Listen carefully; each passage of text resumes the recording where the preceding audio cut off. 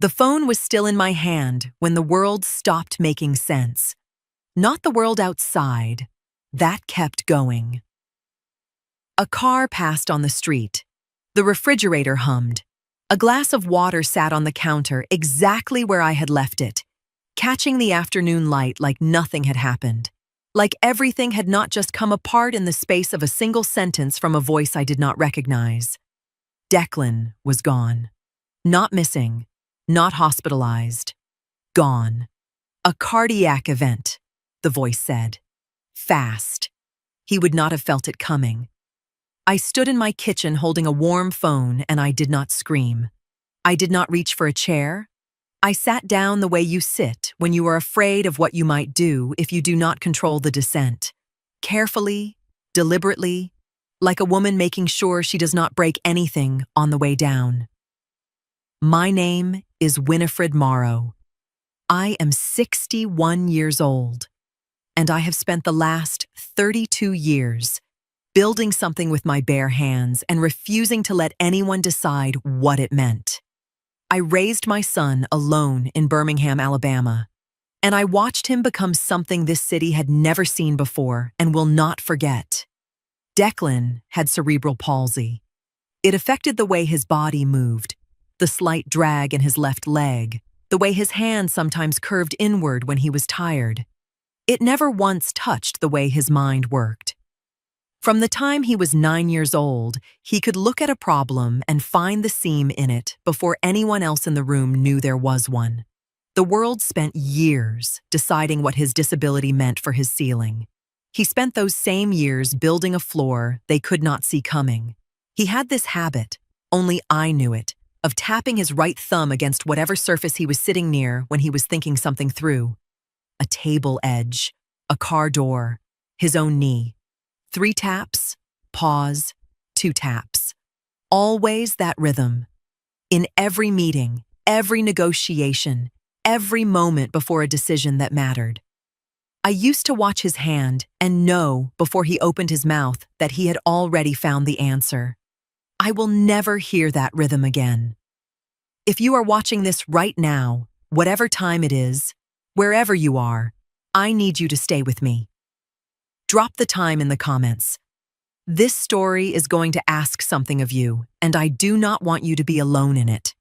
By the time the business press ran their tributes that week, Declan Morrow was being called a visionary, a pioneer, a self-made man who built a company valued at $150 million from nothing.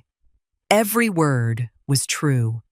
What none of those articles knew, what no one outside of one office and one attorney knew, was that the foundation of everything Declan represented had my name on it. Not his. Mine. I had not finished yet. I was still building toward the moment I would hand it to him completely. A formal transfer, a milestone, something that matched what he meant. That moment never came. And in the days that followed, I would learn that grief does not arrive alone. Sometimes it holds the door open for something colder, something that has been waiting in the dark for exactly this kind of news. I did not know yet that his death was going to bring someone out of 30 years of silence, but I would find out before the week was over. Declan was 11 years old the first time I watched someone look through him. Not at him, through him. The way you look through a window when what you are interested in is on the other side. It was a Saturday program, an enrichment class for gifted children at a learning center on the east side of Birmingham. I had fought to get him in. His scores qualified him 3 times over.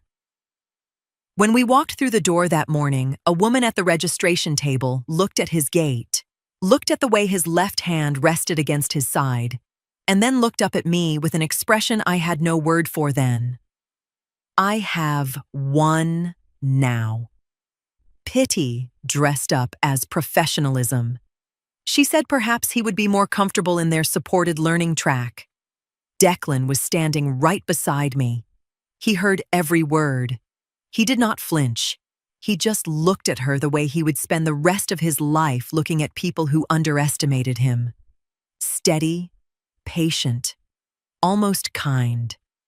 like he was giving them a moment to correct themselves before he moved on without them. I smiled at that woman. I enrolled him in the standard program. He finished at the top of it. But something shifted in me that morning that never shifted back. I spent the next 4 years quietly, building, not a business plan, something closer to a decision. I was going to create something that put my son at the center of a room and made it impossible for anyone to look through him again. Something that would force the world to reckon with what he actually was. I registered the company myself. I capitalized it from everything I had saved over 18 years of working. Every contract, every sacrifice, every year I chose the future over the present. I structured it carefully, with Prescott Briggs beside me every step, making sure every document was clean and every foundation was solid. I put Declan at the head of it, chairman, chief executive, the public face of everything we were building, because that was the point. I wanted his name on the door. I wanted his vision driving the decisions. I wanted people to sit across a conference table from my son and leave that room knowing they had encountered something they had not been prepared for. He was 23 years old when we opened. By the time he was 30, the company had outgrown every projection we had made. His instincts were extraordinary, not because I taught him the business, but because I gave him the space and he filled it with something I could not have designed. He hired well. He negotiated better.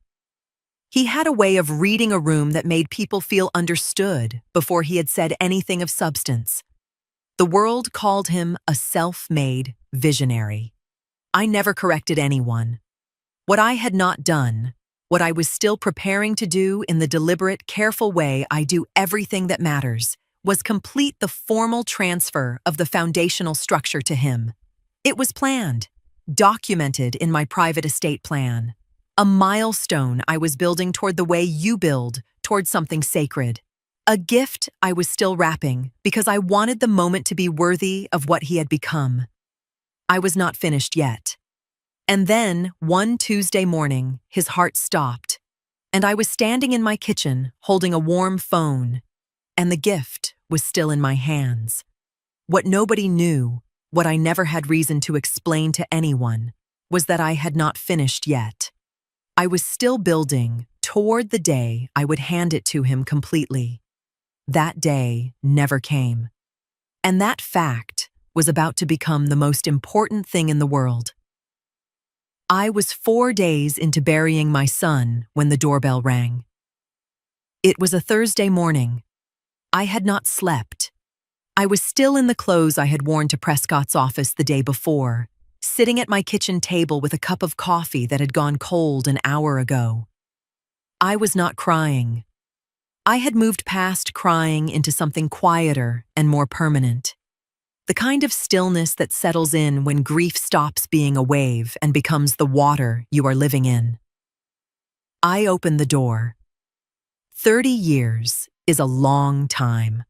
Long enough for a man to go gray at the temples and fill out through the chest and learn how to stand like someone who has practiced looking entitled. Harlow Dupree had done all three. He was dressed carefully, not in mourning, in presentation. Dark jacket, pressed shirt. A man beside him I did not recognize carrying a leather folder that had not come to offer condolences. I looked at Harlow's face. I looked at it the way you look at something you once knew well and now need to assess for damage. There was no grief there, no weight. His eyes moved across the door frame before they settled on me. Taking inventory, I realized. Not of me, of what was behind me, of what the house suggested about what I might have. He did not say he was sorry. Not hello. Not, I heard about Declan, and I came because I had to. Nothing that acknowledged that a human being had just left this world. He opened his mouth, and what came out was prepared, measured. The words of a man who had rehearsed in a car on the way over. He said he had heard about his son. His son. I knew how he had heard. The business press had run their tributes within 48 hours of Declan's death. A founder, a visionary, a company valued at $150 million. That kind of coverage travels. It finds people who have been watching from a distance, waiting to see how a story ends.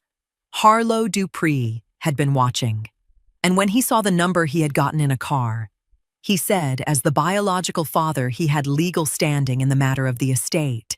He said he had retained counsel, a gesture toward the man with the folder, and that he hoped we could handle everything with minimal disruption. He said he wanted what rightfully belonged to his son's legacy. I stood in my doorway and I listened to every single word. I did not interrupt him. I did not correct the word legacy coming out of the mouth of a man who had not dialed Declan's number once in 30 years.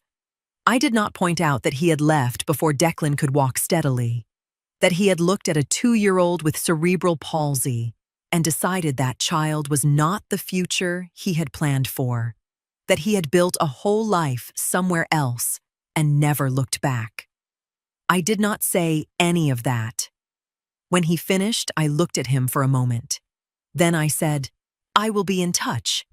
That was all. He nodded like a man who had just won something. The lawyer with the folder made a note. They walked back down my front steps and got into a car that was too clean for someone in mourning and drove away. I closed the door. I stood in my hallway alone and I breathed. Not in panic, not in anger. I breathed the way you breathe when something you suspected has just been confirmed, and now you know exactly what you are dealing with. He came to my door talking about his son. His son. The same child he walked away from 30 years ago because a disabled child did not fit the life he was building. He did not say he was sorry. He did not say he was sorry once. I let him finish every word, because I needed to hear exactly how far he was willing to go. Aldwin Crooks called at 7:15 the next morning. He did not say good morning. He said, "Winifred, tell me what I heard is not true. Tell me that man did not come to your house with a lawyer 5 days after we buried Declan." I told him it was true. The silence that followed was not the silence of a man processing information. It was the silence of a man deciding how angry he was allowed to be before he said something he could not take back. Aldwin had worked beside Declan for 11 years. He had watched my son build something extraordinary from the inside. Whatever grief he was carrying about Declan's death had just collided with something that made it burn hotter. He said, "I will have 3 attorneys on this by noon. We are not letting this happen." I told him I appreciated that. I told him to give me a few days. He did not like that answer, but he accepted it because he respected me enough to wait before he acted. Marlene Good was at my door by 10. She did not ring the bell. She knocked the way she has knocked for 31 years. 3 times, firm, like she has every right to be there, because she does. I let her in, and she walked straight to my kitchen table and sat down and looked at me the way only a woman who has known you through everything can look at you, like she was checking the structural integrity of something she had helped build. She said, "Winnie, talk to me." I sat across from her. I told her Harlow Dupree had come to my door. I told her he had a lawyer with him. I told her he had not offered a single word of condolence. Her face did something complicated. Then she leaned forward and she said, "You have to fight this. You know that. You cannot sit here and let that man walk away with what Declan built, what you both built. You cannot do that to his memory." I listened to every word. When she finished, I reached across the table and I covered her hand with mine. I said, "Marlene, let me handle this my way." She searched my face for something that would help her understand. She did not find it. She stayed another hour, said very little. and left with her eyes full of something I recognized as fear, dressed up as worry. My pastor called that afternoon gentle, careful, the way he approaches anything he suspects might shatter if handled wrong. He said the church was behind me. He said I did not have to face this alone. I thanked him and told him the same thing I had told everyone else. Let me handle this my way. By evening, the calls had slowed, but the weight of them had not. I sat in my living room in the quiet, and I thought about all of them. Aldwin, ready to fight. Marlene searching my face, my pastor measuring his words. And I understood that what they were seeing when they looked at me was a woman who had not yet broken down, and that was frightening them more than the man at the door. They expected collapse. What they got was stillness. And stillness, when someone is expecting grief, looks exactly like surrender. It was not surrender. It was the beginning of something I had not yet named out loud, but had already started building the moment I closed my front door on Harlow Dupree and stood alone in my hallway and breathed. My phone rang. Prescott Briggs. He said, Harlow Dupree's attorney made formal contact this afternoon. They are moving quickly. How do you want to proceed? I looked at the wall across from me. I said, good. Tell them I am not going to fight it. But do not act on anything yet.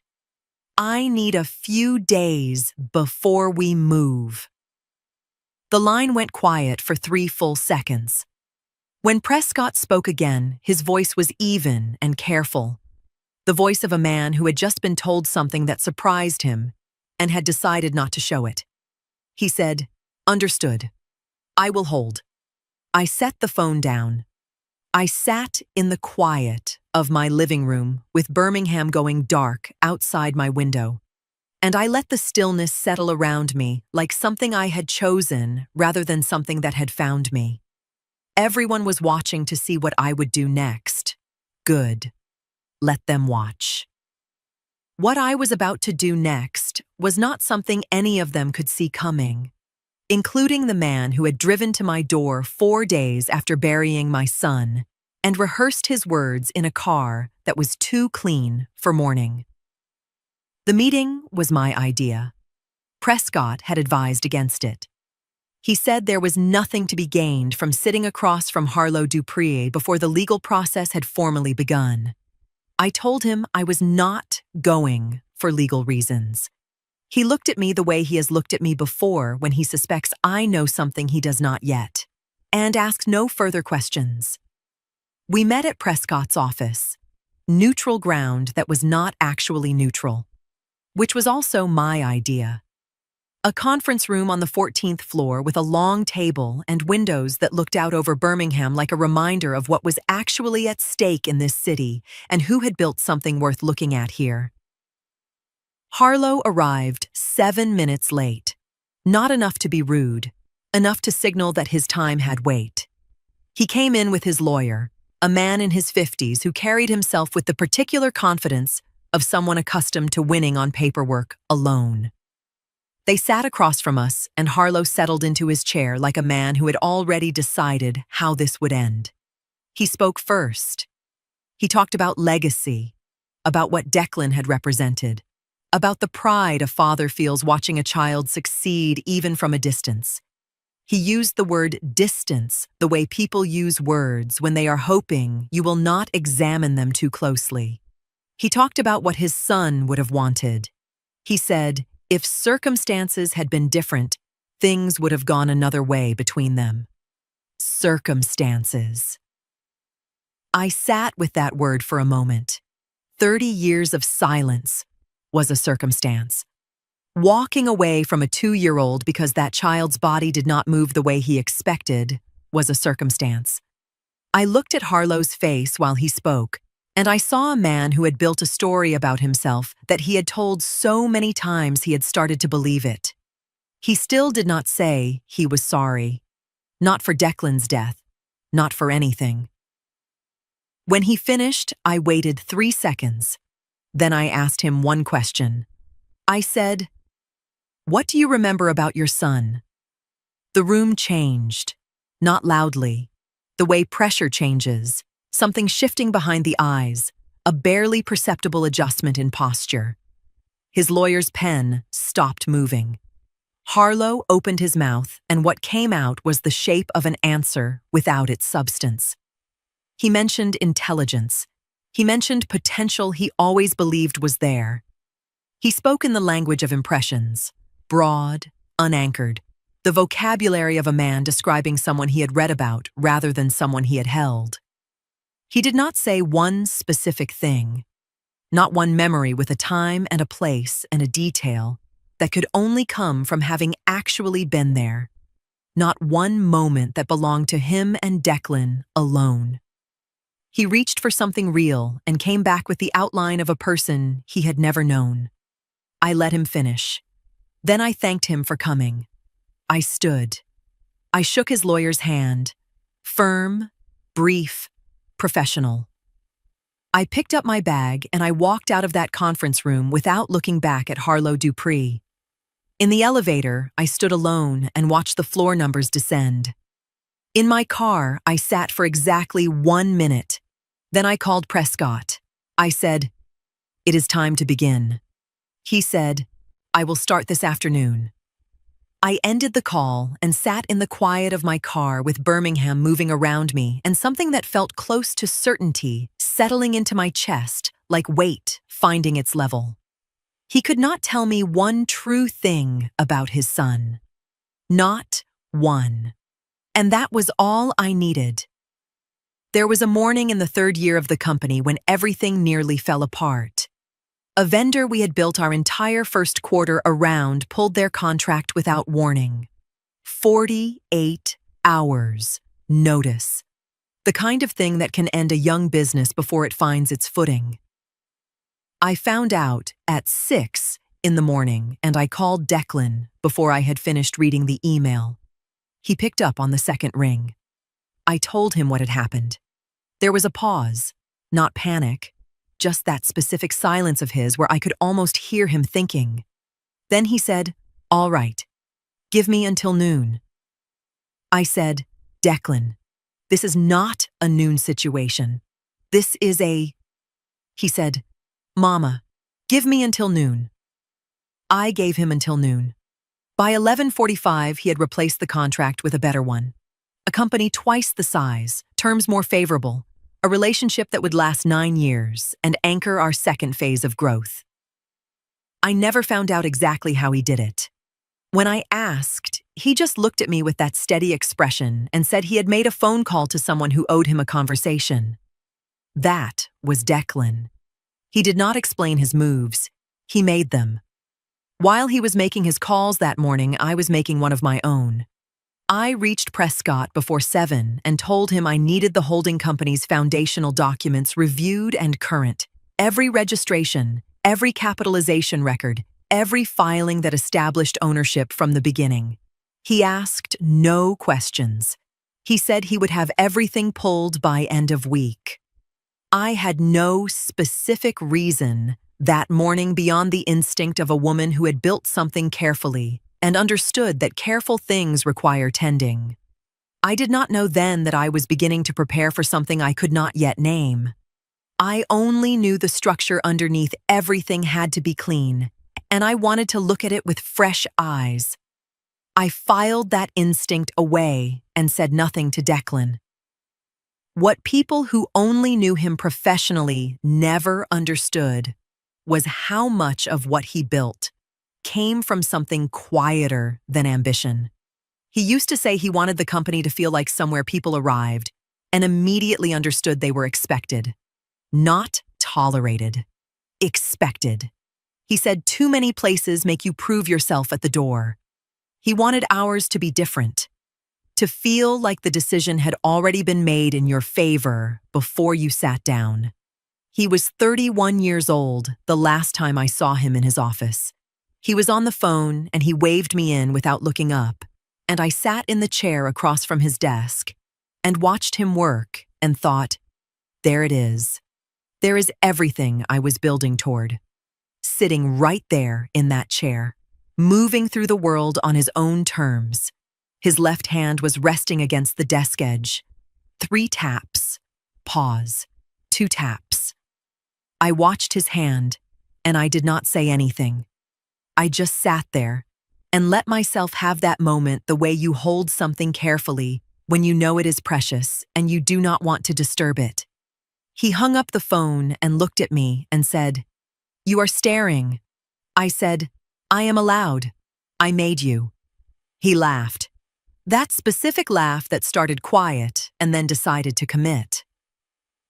We were locking up one evening not long after, just the 2 of us, the building empty, the city going quiet outside.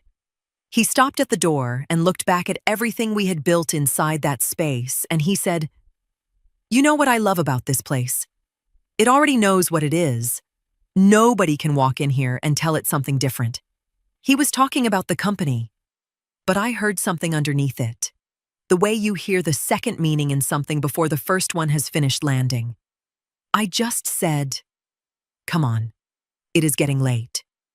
He smiled and pulled the door shut behind him. The company knew what it was. And so did I. A man who never took the time to learn either of those things was going to find out exactly how much that had always mattered.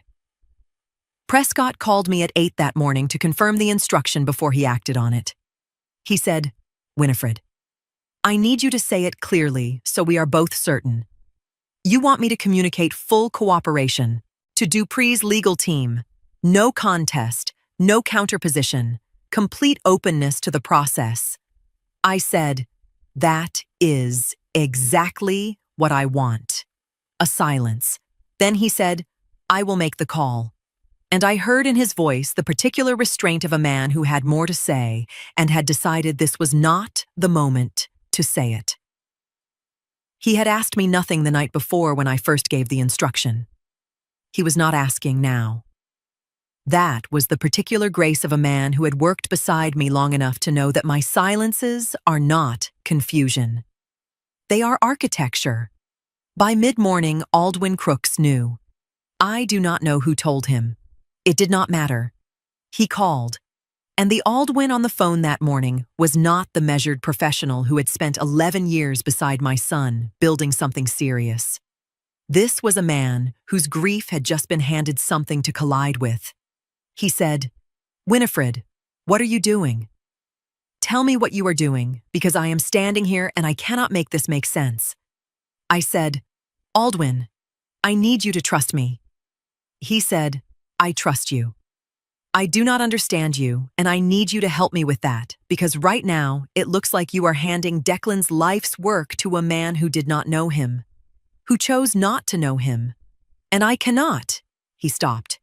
I heard him pull in a breath. He said, "I cannot watch that happen and do nothing."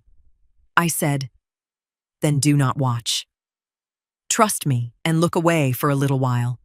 He was quiet for a long moment. Then he said, "I hope you know what you are doing." His voice had dropped into something I had not heard from him before. Not anger anymore. Something closer to grief, finding a new room to sit in. Marlene was at my door by 2. She did not knock the way she usually knocks. She knocked like someone who was trying to hold something together with the force of their knuckles. I opened the door and she came in and stood in my kitchen and looked at me and said, "Someone told me you told Prescott to stand down. Tell me that is not true." I said, "It is true." She put both hands flat on my kitchen counter. She said, "Winnie, people are saying you are grief-stricken, that you are not thinking clearly. I told them that was not you. I told them I knew you better than that. But standing here right now, I need you to give me something because I am running out of things to tell them." I looked at her. I said, "Marlene, I know what I am doing." She searched my face the way she had the first time. This time, what she found there made her go very still. She stayed another 40 minutes, said almost nothing. When she left, she touched my arm at the door, just her hand on my arm for a moment, and walked to her car without looking back. I closed the door. I went to the window and I stood there in the quiet of my house with the afternoon light coming through, and I waited to feel something collapse inside me. It did not. What came instead was something I had not felt since the morning I got the call. Something that was not happiness and was not relief, but was close to both. Something that felt almost like peace. Everyone was looking at what I was giving away. Nobody was looking at what was already mine. And that was exactly how it needed to stay. Right up until the morning, a hearing officer in Birmingham read the documents that told the truth about what had always been mine to keep and what had never been Harlow Dupree's to claim. He thought I had surrendered. I had simply chosen my room. Prescott's office felt different when I walked in that morning. Not the room itself. The room was the same. Same long desk, same wall of files, same window looking out over Birmingham that had watched us build something from paperwork and intention over more than 2 decades. What was different was what we were about to do with everything we had built inside it. He was already seated when I arrived. No pleasantries. He looked at me across the desk and said, "Talk me through what you want." I said, "I want you to let them keep asking the wrong question." He waited. I told him that when I built the company, I did not build it the way most people build things. I did not start with a vision and figure out the structure later. I built the structure first because I understood that everything visible rests on something invisible. And what sits underneath is what actually matters when things get complicated. I registered a holding company, my name, my capitalization, every dollar that seeded what the world would eventually see came through that entity, and that entity belonged to me alone. Beneath it, I built the operating company, the one with Declan's name on the door, the one that hired people and signed contracts and generated the revenue that made the business press take notice. His title was real. His authority over that company was complete and undivided. Every hire, every negotiation, every strategic decision that built the company's reputation, that was him. Fully. The world was not wrong to call him the man behind it. He was. What the world did not know was the legal architecture underneath the man. Declan held full operational authority and a documented ownership interest in the subsidiary. What he did not hold, what had never been formally transferred despite my intentions, was ownership of the holding entity above it. The company the world valued at $150 million traced back to that holding entity. And that entity was mine alone. Prescott had already confirmed it. The structure held cleanly under Alabama probate law. Nothing Harlow filed could reach what had never belonged to Declan's estate. Prescott said, "And the transfer." I said, "Documented in my estate plan, intended as a milestone, something I was building toward deliberately. It was never executed." Declan knew a transfer was planned as a future milestone. He did not know the paperwork remained incomplete. There was no reason for him to check. He never took out loans against it. He never structured his own affairs around owning it outright. The incompletion was mine alone to carry. He was quiet for a moment, then he said, "So when Dupree's team filed their claim against Declan's estate," I said, "they started pulling on a thread that does not lead where they think it leads." He looked at me for a long moment. I watched him do the thing he does when he is running through implications. A slight stillness, eyes not quite focused, processing something at a speed that does not show on his face. He said, "They have been asking what Declan owned." I said, "Yes." He said, "That is the wrong question." I said, "It has always been the wrong question." A man who never took the time to know his son certainly never took the time to understand the difference between a title and a deed. Declan carried the title. I held the deed. Harlow Dupree's lawyer has been building a case on what the world believed and not on what the documents say. Prescott leaned back in his chair. I said, I am not going to correct him. He said, I need to pull every foundational document and have them ready, and I want to begin drafting the enforcement motion today. I said, I know. That is why I am here.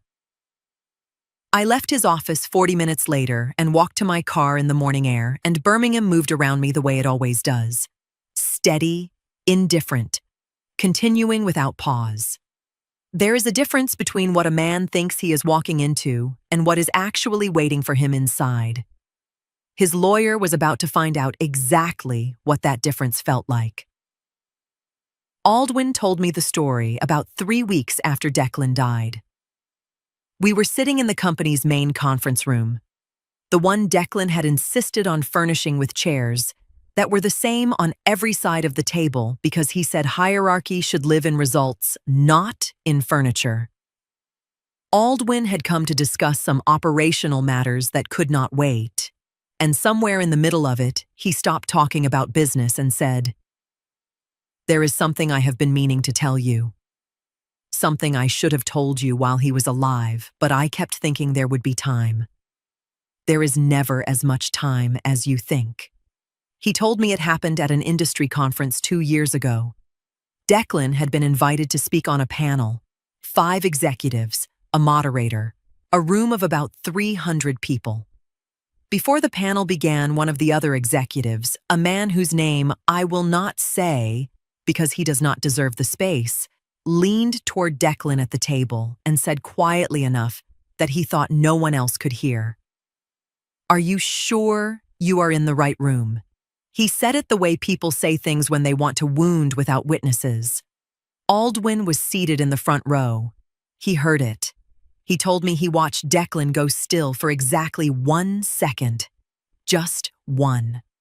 Then Declan turned and looked at that man with the expression I knew. Steady, patient. The one that gave people a moment to correct themselves before he moved on without them. He said nothing in response. Nothing at all. The panel began. The moderator asked the first question, and over the next 45 minutes, Declan Morrow answered every question put to him with the kind of precision and depth that made the other panelists start taking notes. By the third question, the room had shifted in the way rooms shift, when they realize they have been in the presence of something they were not prepared for. By the end, there was a line of people waiting to speak to him specifically. The man who had leaned over was not in that line. Aldwin said, I watched the whole room recalibrate in real time, and Declan never once acknowledged that anything had happened. He just did what he always did. He let the work speak and walked out of that room like a man who had somewhere more important to be. He paused. Then he said, I never told him I saw it. I did not want to give it more space than he had given it. But I have thought about it every week since. When Aldwin finished, he reached into the folder in front of him and slid a document across the table. Harlow Dupree's legal team had filed their formal probate claim that morning. He had printed it and brought it without saying so, because he knew I would want to see it the moment it existed, and he knew me well enough not to make a production of handing it over. I looked at the document. I looked at Harlow's name printed at the top of a legal filing, asserting himself as biological father of record, staking a claim on everything a man he had never known had built. I set it down. I said, Good. That is exactly what we needed him to do. Aldwin looked at me the way he had been looking at me for weeks, searching for a seam in the stillness, trying to find what I was not saying. He did not find it. He nodded once and began gathering his papers. I thought about Harlow Dupree sitting somewhere across 30 years of chosen distance, never knowing the conference story existed, not knowing any of the stories. All the rooms Declan walked into and recalibrated without raising his voice. All the moments that accumulated into a life Harlow had forfeited before it began. A man who walks away from his child does not get to claim the man that child becomes. He made that choice at a door 30 years ago. He was about to find out that some choices do not expire. They just wait.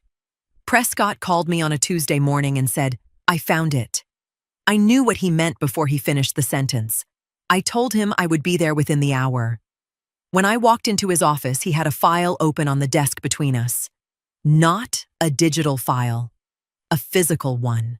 Manila folder, worn at the edges, the kind of weight that comes from paper that has been sitting in storage for a long time, waiting for someone to need it. He slid it across to me, and I opened it and looked at the first page and felt something settle in my chest that had been waiting a long time to settle. The order was dated 30 years ago, 4 months after Harlow Dupree left. I had not simply absorbed his absence and moved forward. That was not who I was, and it was not what Declan deserved. I had gone to court. I had documented everything: the abandonment, the established paternity, the legal record of a man who was a father and had chosen to stop being one. The court had agreed with me.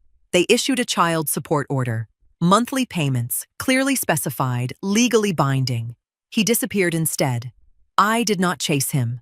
I had a child to raise, and I raised him. But I filed the non-compliance. I kept every document the court generated. And every year that passed without a payment, the arrears accumulated under the terms of the original order, and the statutory interest compounded on top of what he owed. And the number grew in the way that numbers grow when time is added to neglect. I told Prescott to walk me through the total. He did. The direct costs first. Declan's medical care specific to cerebral palsy was not inexpensive. Physical therapy from age 2 through age 19, weekly, sometimes twice weekly in the years when his development needed the most support. Specialized equipment that had to be upgraded as he grew, mobility aids, adaptive devices, tools that allowed him to move through the world on his own terms. Occupational therapy, specialist consultations, medications. The particular and ongoing cost of raising a child whose needs required more than standard provision and doing it entirely alone when a court had ruled I should not have to. Then the years. Prescott laid them out methodically, 12 months at a time. What was owed each year, what was never paid, what the interest added to the principal at the statutory rate.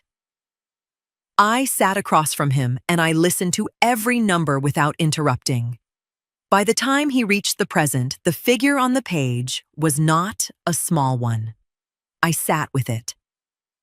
I thought about Harlow Dupree sitting in his car outside my house 4 days after Declan died, rehearsing his words, calculating what he stood to collect. I thought about his lawyer with the leather folder. I thought about the word circumstances. Then I thought about something else. A court order does not expire because the man it named decided to disappear. It does not dissolve because decades passed and nobody chased him. It sits in the record exactly where it was placed, and it waits. What reactivates it, what introduces a man formally and legally to an obligation he buried under 30 years of distance, is his own voluntary claim. His own formal assertion of biological parenthood entered into a legal proceeding of his own choosing. He was about to do exactly that.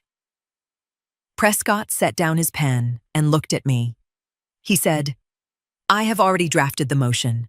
We file it as a separate enforcement action in family court, and simultaneously move to have it consolidated into the probate proceeding. His voluntary appearance to assert paternity gives us the jurisdictional bridge we need. A single judicial order brings both matters into the same hearing room.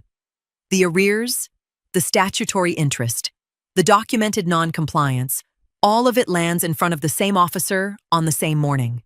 Everything in one room." I looked at the folder on the desk between us. 30 years of silence sitting in a manila envelope with worn edges. I said, "File it." I kept every receipt, every bill. Every document from every year, he was nowhere. I kept them the way you keep something you always believed would matter one day. That day was almost here. 3 days before the hearing, Aldwin stopped calling. Not because he had given up. I understood that.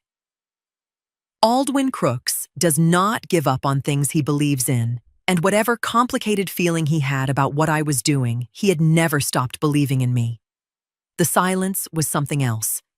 It was the silence of a man who had run out of arguments and was now sitting with the outcome he could not prevent, and trying to make his peace with it before it arrived. He sent one message. 4 words. I am here regardless. I read it twice and set my phone face down on the table and sat with the particular weight of being loved by someone who does not understand you but has decided to stay anyway. That is not a small thing. I did not take it as a small thing. Marlene sent a message that same morning. She did not ask how I was feeling.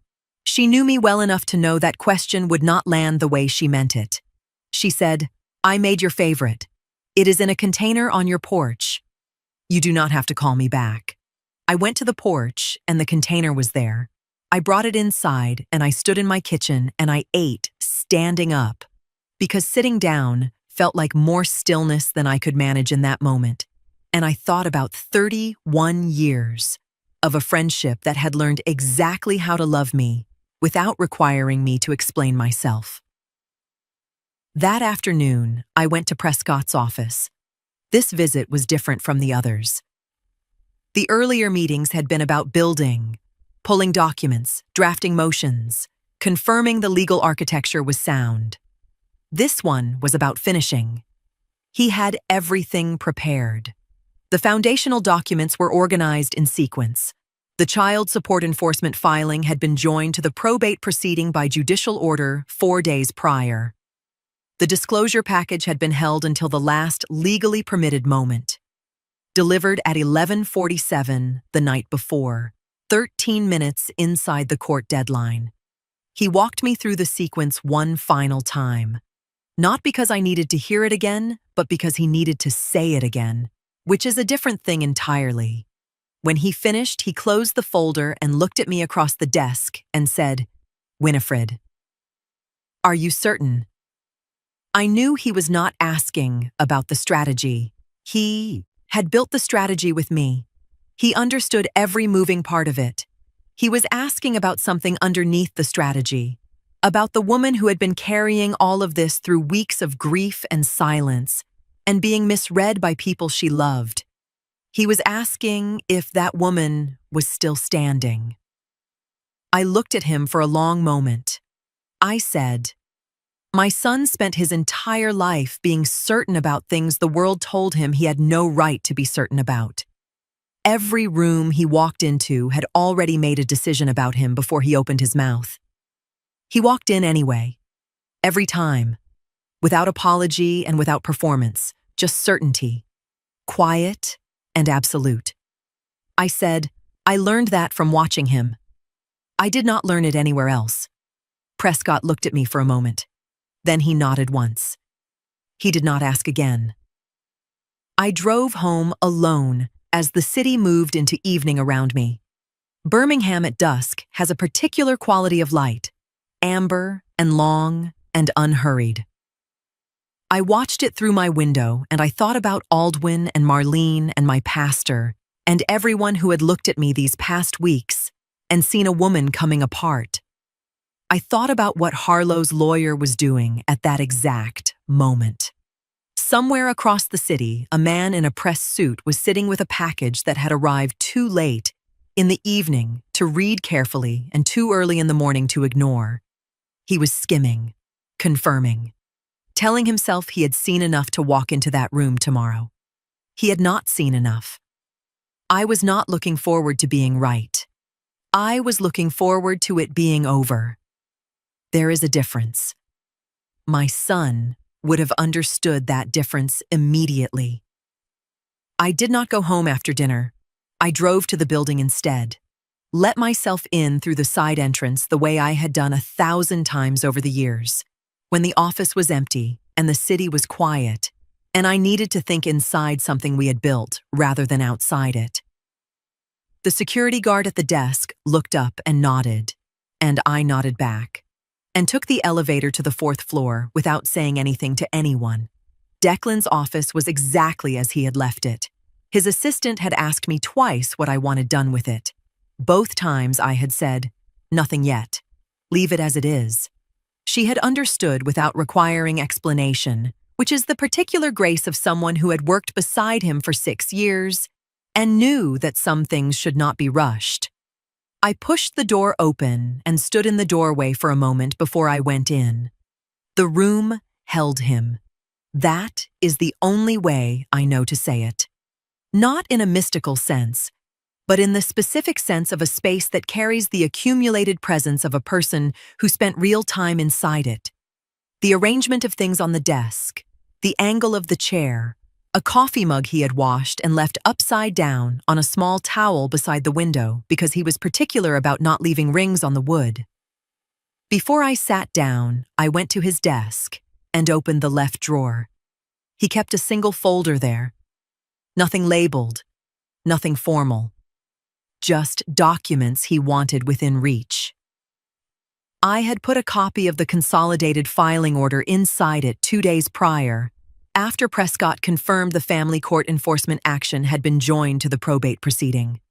I needed to see it one more time in this room, in his space. I needed to hold the paper that represented everything the morning was going to say and feel the weight of it where he used to work. I read it once, slowly. Then I folded it along its original crease and put it back. I sat in the chair across from his desk, the one I had sat in the last time I saw him alive. I reached across and picked up the mug, turned it over in my hands. Ordinary, white. A small chip on the handle from when he had knocked it against something and not bothered to replace it because it still worked, and Declan did not discard things that still worked. I held it and I talked to him the way we always talked. I told him what was going to happen in the morning. I told him about the documents and about Prescott and about the order I had filed 30 years ago and kept in a folder he never knew existed. I told him that the man who came to collect his name was about to find out that his name was never what was actually at stake. I told him why I had built it the way I built it, why I had put him at the front of everything, why I had not completed the transfer. Not because I was withholding something, but because I wanted the moment to match the man he had become. I wanted to hand it to him correctly. I was still building toward that. I told him I was sorry I ran out of time. I told him I was not sorry about tomorrow. I set the mug back down carefully, upside down, on the small towel beside the window where he had left it. I was not ready to move anything. Not yet. I sat in the quiet, and I let the night settle around me. What came was not peace exactly. Something steadier than peace. The feeling of a woman who has carried something a long distance and can see the place where she is going to set it down. I thought about what he used to say at the end of every phone call. Never goodbye. Always. All right, Mama. I will talk to you. Like the conversation was only pausing, like there was always going to be more to say and we both knew it. And there was no urgency in that because the time was not going anywhere. I will talk to you. I have been holding those words since the morning the phone went warm in my hand. They are the ones I reach for when the grief gets loud and everything else falls away. Not a grand moment, not a speech. Just the ordinary sound of my son telling me he would be back. I turned off the light. I said, "I will see you in the morning." I always felt like he could hear me. I still do. I arrived 40 minutes early. The courthouse was quiet at that hour.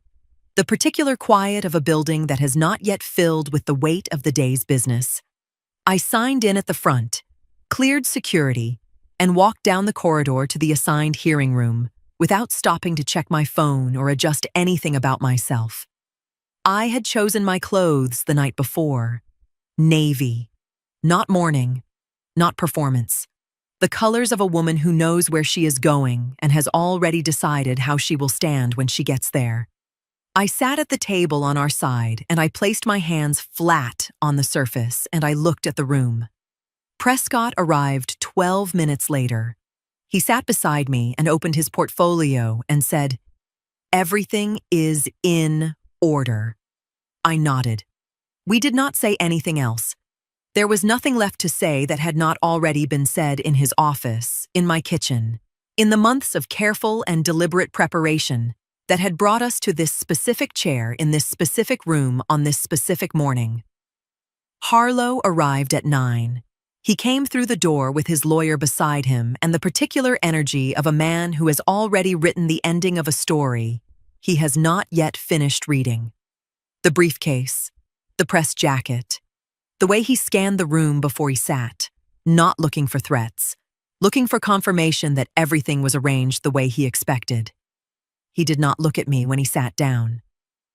Then he did. Our eyes met across the room, and he gave me the kind of nod that men give when they believe they have already won, and are trying to be gracious about it.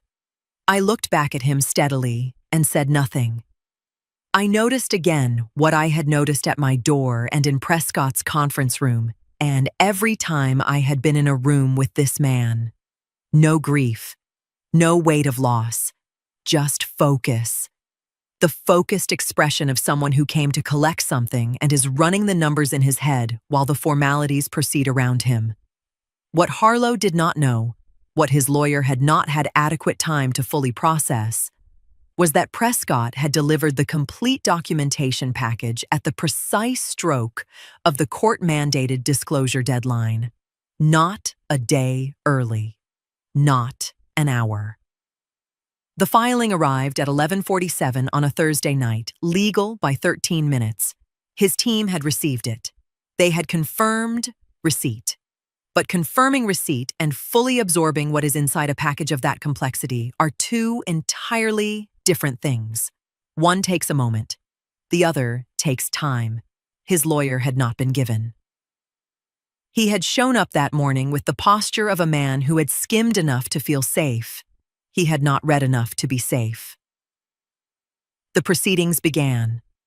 The hearing officer reviewed the consolidated filing, the probate matter and the family court enforcement action together, joined by judicial order 2 days prior. The documents were presented in sequence. When my signature was required, I signed, each one placed without hesitation, without drama, with the quiet precision of a woman who is not surrendering anything, because there is nothing on this table that belongs to anyone but her. I watched Harlow watch me sign. I saw the moment his shoulders released. A subtle thing. The almost imperceptible relaxation of a man who has just interpreted composure as defeat. His lawyer received the full document package. He opened it with the efficiency of someone who believes he is performing a formality. He began to read. The room held its pace for 45 seconds. Normal. Procedural. The sound of papers and a climate system and the distant corridor. Then the lawyer's pen slowed. He turned back a page. His eyes moved across a line again. Then back further. His hand went still against the paper, the way a hand goes still when the mind has stopped moving forward and started moving back through something it needs to read again. Across the room, the hearing officer had gone quiet in a different way. Not the procedural quiet of a proceeding running its course, but the particular stillness of someone who has just read something that changes the shape of the morning. She set her copy down slowly. She did not speak yet, but her eyes moved to Prescott, and something passed between them that required no words at all. I watched the lawyer turn that page back, and I folded my hands on the table in front of me, and I waited. The lawyer turned another page. Then he stopped. Not the gradual slowing of someone moving carefully through dense material. A stop. The kind that happens when the mind has processed something and needs a moment before the body catches up. His hand rested flat on the page, and he did not move it. And the room, which had been running at its normal procedural pace, suddenly had a different quality to it. The way air changes before weather arrives. I watched him read the same section again.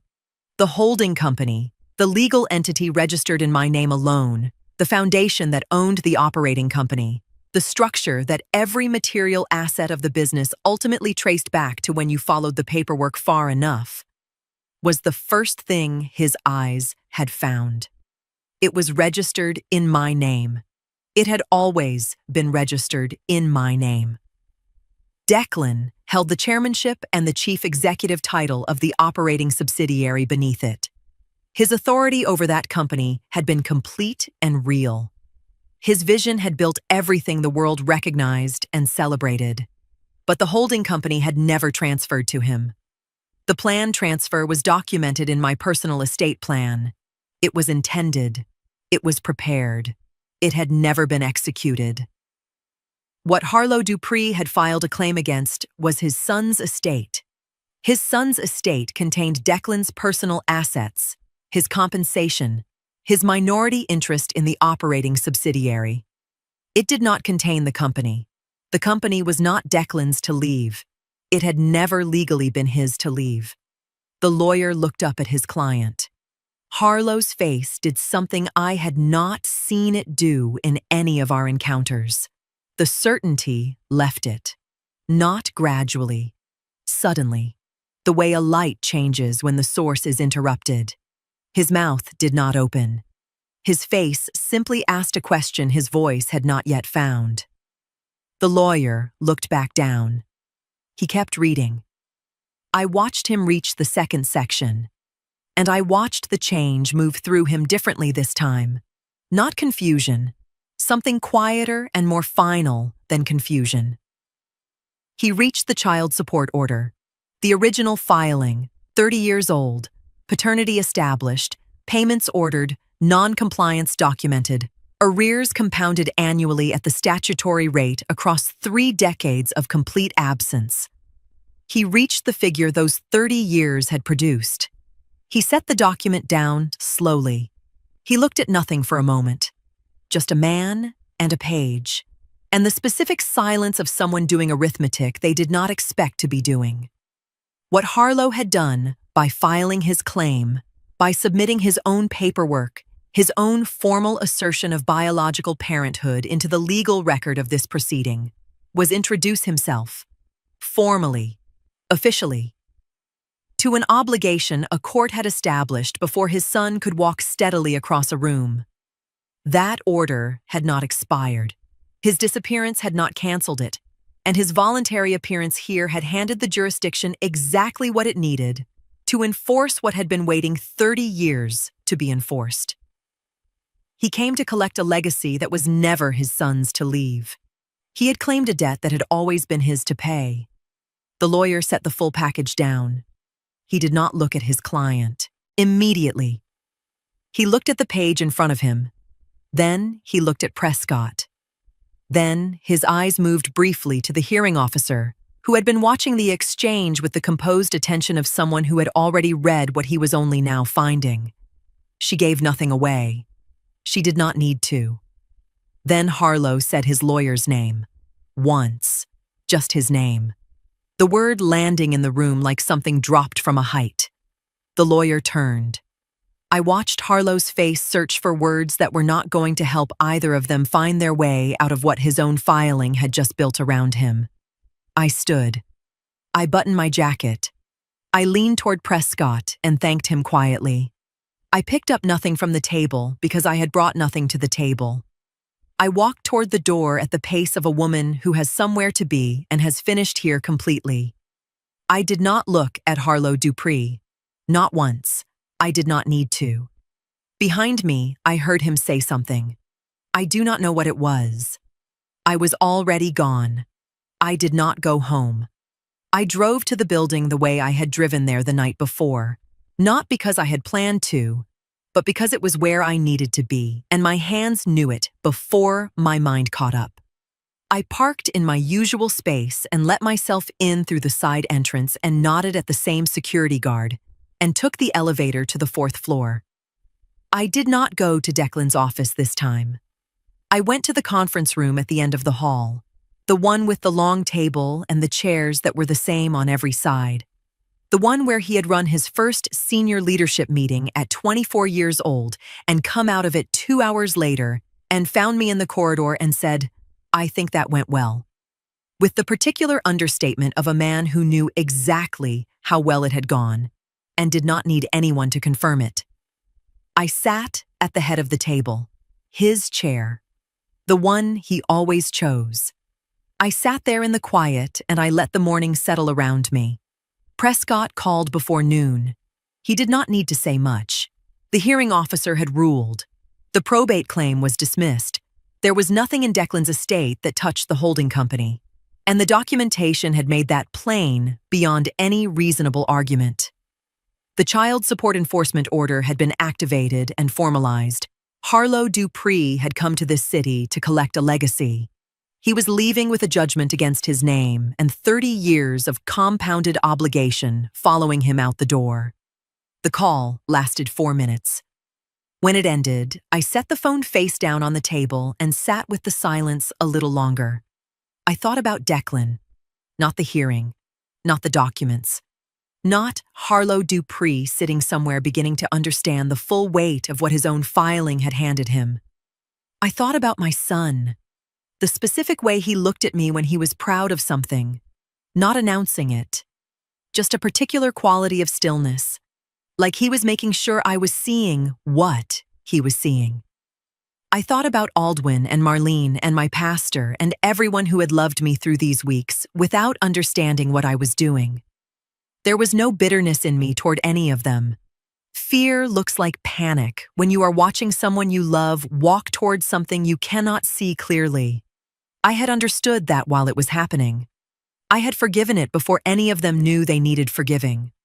I thought about what this company had meant when we started it and what it means now that the truth of it has been spoken aloud in a room that required it. I never lied. Not once. I told them to let him have everything, and I meant it completely. There was nothing of mine to give him. There was nothing of Declan's that could reach what I had built and held and protected from the beginning. When I said, "Let him have it," I already knew there was nothing there for him to take. That was not cruelty. That was 30 years of careful preparation finally finding its moment. He carried his own weight. He always had. And I carried mine. Triumph is loud. I have never been interested in loud. What I felt sitting in that chair in that quiet room was something different. The specific feeling of having set something heavy down after carrying it a long distance. Not relief, exactly. Completion.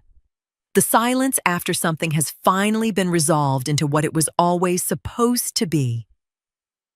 I thought about the last time he called me. A Tuesday. Nothing significant. No milestone. No crisis. No reason beyond the fact that he was driving somewhere and wanted to talk. When he was ready to go, he said what he always said. "All right, Mama. I will talk to you. Not goodbye. Never goodbye." I used to take that for granted the way you take for granted the things that have always been true. I did not know that Tuesday was the last time I would hear him say it. I know it now.